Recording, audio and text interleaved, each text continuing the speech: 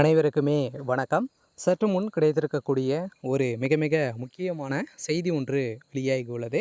சற்று முன் ஸ்டாலினை டெல்லிக்கு தூக்கிய டெல்லி போலீஸ், இது மாதிரி வந்து பார்த்திங்கன்னா செய்திகள் வந்து வெளியாக இருக்குது. இப்போ அதிரடியாக பார்த்திங்கன்னா அனைவருக்குமே தெரியும், கரூர் வழக்கின் மூலமாக திமுகவுடைய தலைமையகத்துக்கு ஒரு மிகப்பெரிய சிக்கல் வந்து இருந்தது இல்லையா?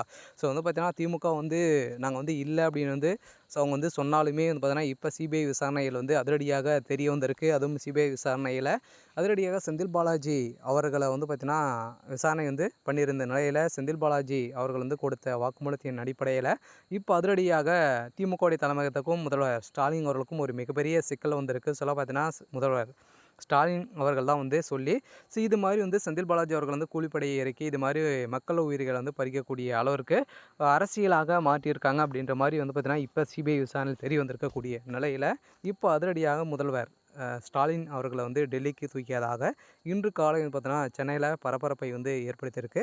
ஸோ இதை பற்றி இந்த வீடியோவில் நம்ம முழுமையாக பார்க்கலாம். ஸோ அதுக்கு முன்னாடி நம்ம சேனலுக்கு வந்து இப்போ தான் நீங்கள் முதல் முறையாக வந்திருக்கீங்க அப்படின்னா மறக்காமல் நம்மளுடைய சேனலை சப்ஸ்கிரைப் பண்ணி சப்போர்ட் பண்ணுங்கள். ஸோ வாங்க வீடியோக்குள்ளே போகலாம்.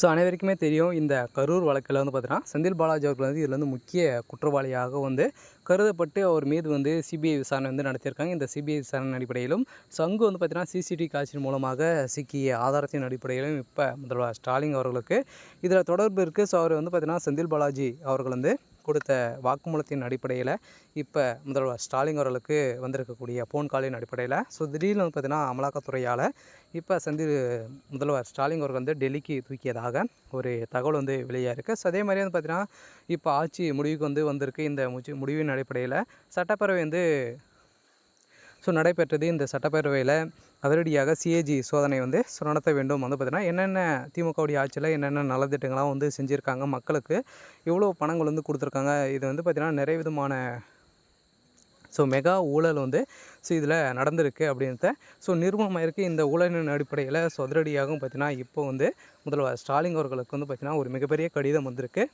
இந்த கடிதத்தின் அடிப்படையில் இப்போ முதல்வர் ஸ்டாலின் அவர்களுக்கு ஒரு மிகப்பெரிய சிக்கல்.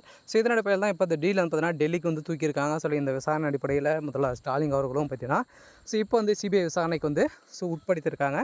அதனால் வந்து முதல்வர் ஸ்டாலினுடைய கதையை முடிய போது திமுகவுடைய ஆட்சி முடிவுக்கு வரக்கூடிய நிலையில் இப்போ அந்த முடிவுக்குள்ளேயே வந்து பார்த்தீங்கன்னா முதல்வர் ஸ்டாலினுடைய கதையும் அதே மாதிரி திமுகவுடைய ஆட்சிக்கே ஒரு மிகப்பெரிய முற்றுப்புள்ளி வந்து பார்த்தீங்கன்னா 2026 தேர்தலில் வந்து வரப்போகுது. அதில் வந்து பார்த்தீங்கன்னா ஒரு மிகப்பெரிய மாற்றம் வந்து வரும் அப்படின்ற மாதிரி வந்து பார்த்தீங்கன்னா மக்கள் அனைவருமே ஆவேசப்பட்டு வந்து கூறியிருக்காங்க.